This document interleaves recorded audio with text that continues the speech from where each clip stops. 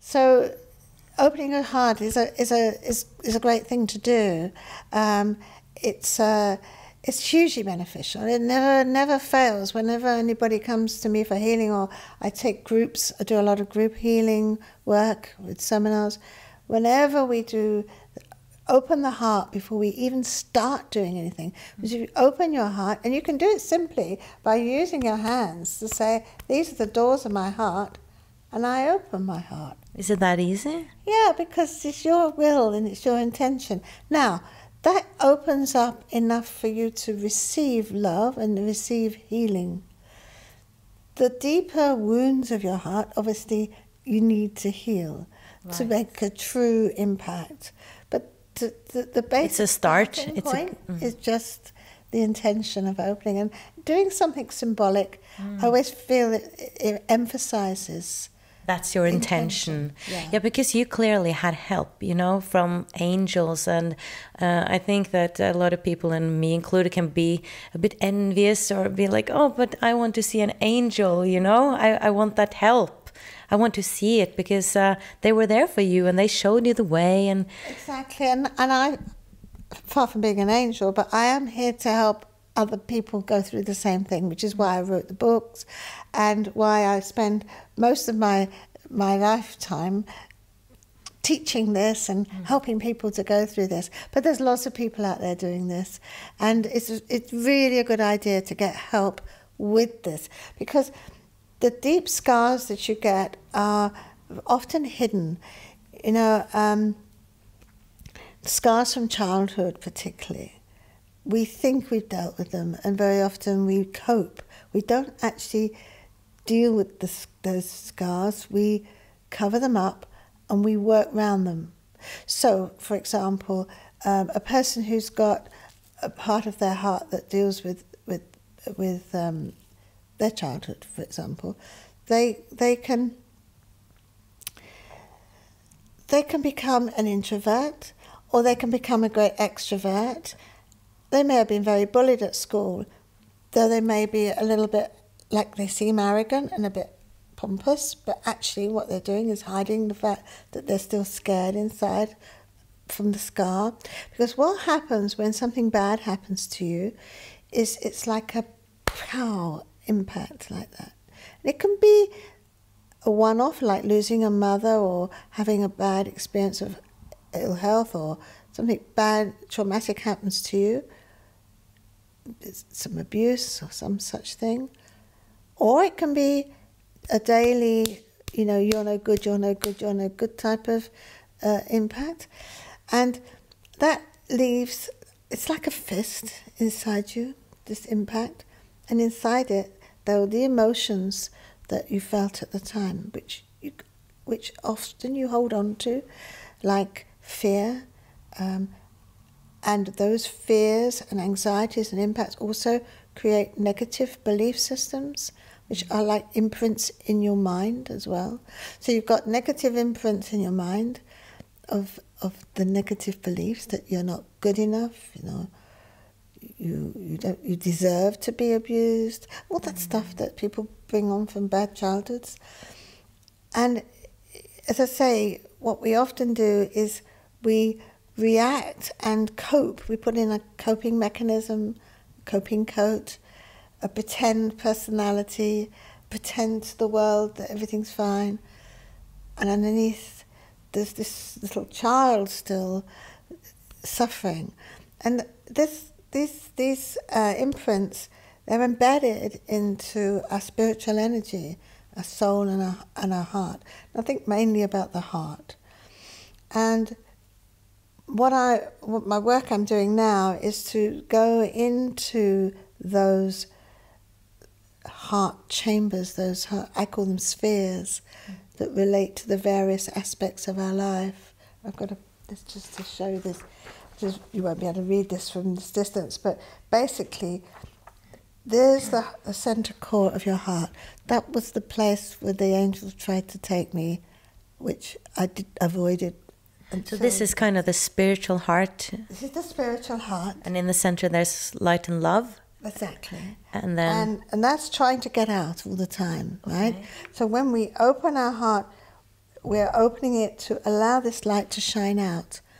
And the door between this and the different aspects of your life can be open or closed. So, for example, this one I've been talking about, the childhood, I can't see where it is now, it's down here somewhere. Children and stepchildren? No, that's childhood, I think. Childhood, down here, yeah. there. So now if you had a bad childhood, there would be an imprint in that chamber, that sphere of your heart. Okay. And it'd be like a scar, a pain, and it would hold emotion, negative emotions. These impact your body, they impact the way you think. They also mean that you will have closed your heart to the child within. Your inner child. Exactly. So when we go into that chamber, we normally see a child that's locked in, suffering, and not being joyful, fun, and loving. Well, you mean like going in the meditation, for instance, going into a room where you find your child, exactly, and you can see how she is, if she's happy or not. Exactly. And the healing of that is you say, see the child, now bring that child into this part of your heart. Shine your light on the child. This light is healing. This is healing energies. Pure, beautiful healing energies. So if the child comes into here, she'll be healed or he'll be healed. And then he integrates into you, so then you're able to have fun. You're able to, without feeling guilty, or it opens up and it releases that childlike behaviour and lightheartedness that you get a natural happy child would have. So that's one thing, one tool you can do. You can meditate, and you can go then, you start from the light and love, or the center, and you... Yeah, what I do when I'm leading someone through this, and I've got some YouTubes, and I'm doing this online workshop where I take people through, each month we have a different sphere that we're working on. Okay. What I would do is the first thing would be is I would bring light in to that chamber of the childhood, and I would, with the person, say, right, we're going to heal the imprint, and we're going to release the child, and then open this chamber here to let the light shine on the child and take the child into the heart. So it helps to perhaps work with somebody, because you might... think, I was once told that the hardest healing is the healing of the soul and the healing of the heart. Those deep wounds are very hard to heal for yourself. This is... Yeah, I can imagine that, because you get in there and maybe you create pictures that you want to see or don't want to see, and maybe you really don't want to go into it, and you feel, no, I don't want, or I have the right to feel like that, in a way. That's why I've done a lot of, I've created a lot of CDs and recordings, which are downloadable as well, of meditations that guide you through this. Because you do need somebody, even if it's a voice, guiding you through the process. Yeah. I think it's very hard to do it entirely for yourself. But with meditations and with processes like the cutting of the cords, which I did yesterday, which cutting of the cords is a way of helping you to release attachments, especially helpful for healing the partnership sphere, where a lot of our pain sits. I mean, if you ask people about the heart, then you always think about their relationships, love.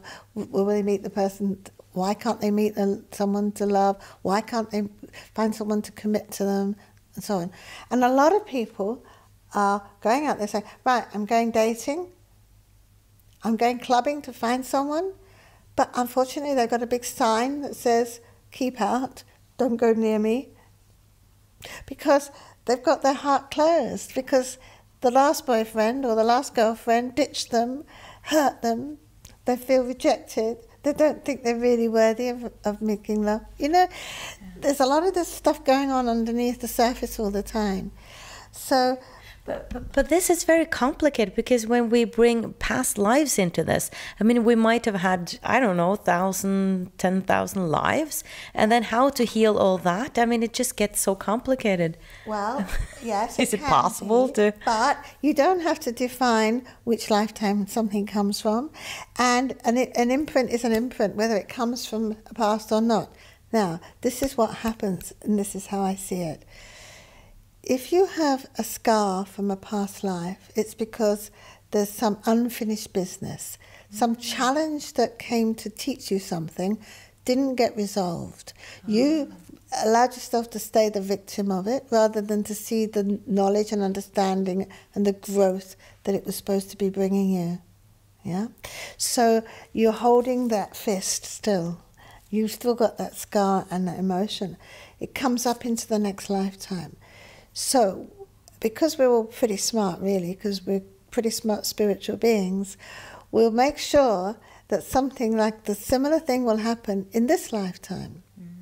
In fact, the scar itself will be a magnet to draw that in, because that energy matches energy. So you will draw, again, another abusive relationship into your life. Okay, so you shouldn't actually beat yourself up when you meet situations like that, because they're there for you to do the spiritual work. Exactly. And you know, an awful lot of people start their journey because they've had a bad relationship situation. So it's like you've got one scar from the past, and then this lifetime you will get another one over the top. So when you heal the one, you heal the old one as well. That makes sense, because I was thinking, maybe I'm accumulating all this, karma again and again, and it just gets bigger and bigger. But it makes sense what you're saying. And if you're thinking that there is no time, which is a concept that I've opened up to more and more, then I understand that if I heal, my inner child now, I heal so much more. Oh, absolutely. You heal it right the way back through. Yeah. Absolutely you do. You do, yeah. That's amazing. And I feel it, because when I do healing, I can feel the energy shifting, and you can just sort of like wham, bang, bang, bang, bang, as it all goes one after the other almost. It's like an explosion of healing. It's really exciting, because it all comes from your intention. So anybody who says, right, I want to heal my heart, I want to be, to be honest with you, I'm not sure this is 100% precise, but it feels to me that if you heal if you enlighten every one of these circles, if you let your love light shine through every single aspect of your life, whether it be partnerships and your past, your childhood, your relationship with your parents, your relationship with money, and so on. When all those aspects of your life are filled with your light that you're shining out, that's enlightened, isn't it? Yeah. Wow. That's great. Yeah. So, but to get there, that I guess you have to really work on it. That you can't, it's not enough to just have the intention. You need to meditate. You need to be observative of your thoughts. And I think, I believe in meditation, but I think it can be a bit overrated as a way to get answers. It's great for lowering your blood pressure. It's great for making you sit still and be calm. And it's also very good. I like guided meditations. Most of the people I meet are not very good at sitting looking at a fig leaf and just contemplating it for hours on end. It's just a stretch too far for most Western minds. But they are very receptive to a little story, a little journey, which has a healing intention with it. So that I find very helpful. But just sitting there hoping to get answers, do we have that much time? I'm not sure. I love yoga. I love walking in the forest where I live. We're in a national park. I love that, sitting quietly, listening to music. And then these are the things which I think do have the effect of of stilling the mind, stilling the body, and allowing the healing to take place. You know, we all have this problem of what's my life purpose, where am I going, blah, blah, blah, blah. What I've found the best thing to do is to say, right, I'm open. Open the mind, open the heart, and I ask for help. What am I here to do? Please show me the way. And then just let that go. I've never yet sat down, had a meditation, spoken to my spirit guides, and got a definitive answer of what I'm here for. Mm. They won't answer you that? Oh, they say love or something. I think, oh yeah, thanks very much. That's great. Yeah, go on. And it's, you know, it's like, they don't. But I will get an insight a few days later, or when I least expect it. I'll get a, oh my God, I've got to do this, or oh my God, there's another aspect to this I hadn't realised, or I'll do something that kicks off a response that is something new to me.